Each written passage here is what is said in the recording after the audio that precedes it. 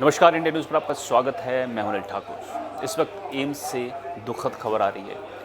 पूर्व प्रधानमंत्री डॉक्टर मनमोहन सिंह जो हैं वो इस दुनिया को अलविदा कह गए हैं। रॉबर्ट वाड्रा ने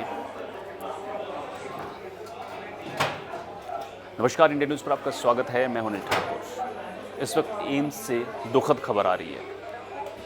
पूर्व प्रधानमंत्री देश के डॉक्टर मनमोहन सिंह जो हैं वो इस दुनिया को अलविदा कह गए हैं। रॉबर्ट वाड्रा ने सोशल मीडिया पर उनके निधन की पुष्टि की है। 92 साल की उम्र थी और उनको सांस लेने में दिक्कत हुई शाम के वक्त और उन्हें एम्स लाया गया। इमरजेंसी वार्ड में उनको दाखिल करवाया गया। उसके बाद खबर आई कि वो नहीं रहे। लंबे वक्त से बीमार चल रहे थे और अब वहाँ पर सिलसिला लोगों के पहुँचने का शुरू हो गया है। कांग्रेस की बेलगावी में कर्नाटक में बड़ी रैली थी। कांग्रेस ने सारे कार्यक्रम जो हैं रद्द कर दिए हैं। उस रैली को भी रद्द कर दिया है और राहुल गांधी, खड़गे, बाकी जितने भी बड़े नेता कांग्रेस के हैं दिल्ली लौट रहे हैं और प्रियंका गांधी एम्स पहुंच गई हैं। मनमोहन सिंह जी का परिवार जो है वो वहाँ पर है। प्रधानमंत्री नरेंद्र मोदी ने मनमोहन सिंह जी के परिवार से बातचीत की है। ये एक ऐसी शख्सियत थी जिसने देश की अर्थव्यवस्था की सूरत बदल डाली। भारत में इनको आर्थिक सुधारों का जनक इस रूप में याद किया जाएगा।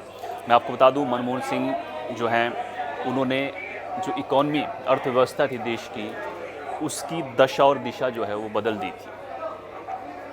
1991 में वो वित्त मंत्री देश के बनते हैं और उसके बाद शुरुआत होती है भारतीय अर्थव्यवस्था के नए युग के सूत्रपात की। मनमोहन सिंह का बड़ा अहम रोल है भारत की अर्थव्यवस्था को अप करने में। और 2004 में यूपीए सरकार में मनमोहन सिंह जो हैं वो प्रधानमंत्री बनते हैं देश के। और यही नहीं, वो 5 साल अपने कार्यकाल के पूरे करते हैं। 2009 में फिर प्रधानमंत्री बनते हैं और 2014 तक फिर देश में प्रधानमंत्री के तौर पर अपनी सेवाएं देते हैं।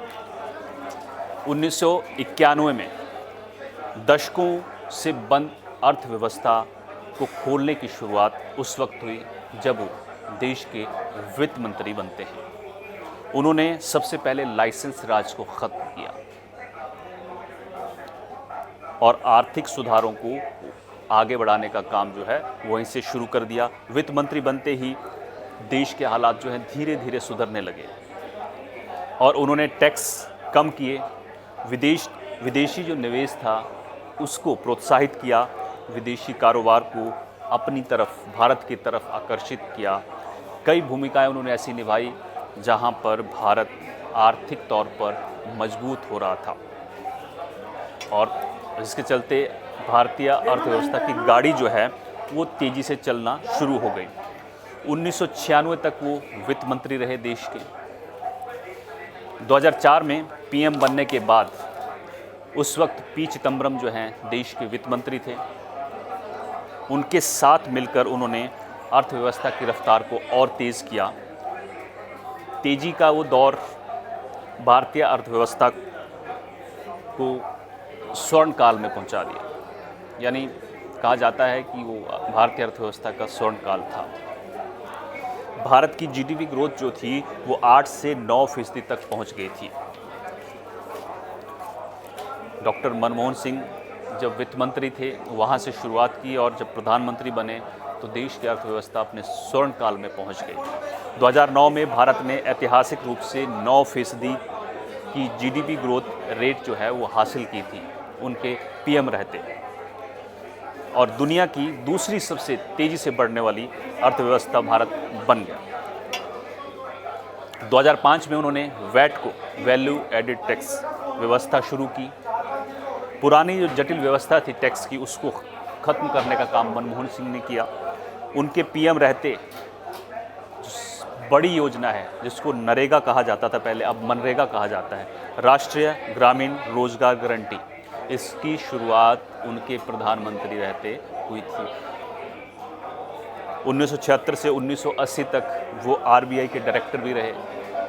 1982 से 1985 तक आरबीआई के गवर्नर रहे और फिर 91 में वो वित्त मंत्री बनते हैं, 2004 में वो प्रधानमंत्री बनते हैं।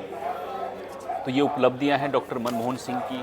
अब उनकी तारीफ प्रधानमंत्री खुद राज्यसभा में उस वक्त कर चुके हैं जब वो वोटिंग के लिए व्हील चेयर पर आए थे और प्रधानमंत्री ने कहा था कि जब भी लोकतंत्र का जिक्र होगा तो मनमोहन सिंह जी को याद किया जाएगा, उनके योगदान को याद किया जाएगा। तो अब मनमोहन सिंह जो हमारे पूर्व प्रधानमंत्री थे वो हमारे बीच नहीं रहे। 92 साल की उम्र में उन्होंने एम्स में अंतिम सांस ली है। अब वहाँ पर कांग्रेस के नेताओं के पहुँचने का सिलसिला शुरू हो चुका है। दिल्ली पुलिस वहाँ पहुँच चुकी है। एम्स के परिसर को खाली कराया जा रहा है। प्रियंका गांधी वहाँ पर पहुँच चुकी हैं, उनके परिवार के साथ हैं और प्रधानमंत्री नरेंद्र मोदी ने फ़ोन पर बातचीत की है उनके परिवार से। राहुल गांधी, मल्लिकार्जुन खड़गे समेत जितने भी बड़े नेता हैं जो कांग्रेस की रैली में शामिल होने के लिए पहुंचे थे वो सारे वापस लौट रहे हैं चार्टर्ड प्लेन से। और कांग्रेस ने अपने सारे कार्यक्रम जो हैं अब रद्द कर दिए हैं और पूरा देश जो है अब शोक में है, क्योंकि हमारे वो प्रधानमंत्री, वो वित्त मंत्री जिन्होंने हमारी अर्थव्यवस्था को स्वर्णकाल में पहुंचाया वो हमारे बीच में नहीं। तो फिलहाल मेरे साथ इतना ही। आप देखते रहिए इंडिया न्यूज़। नमस्कार।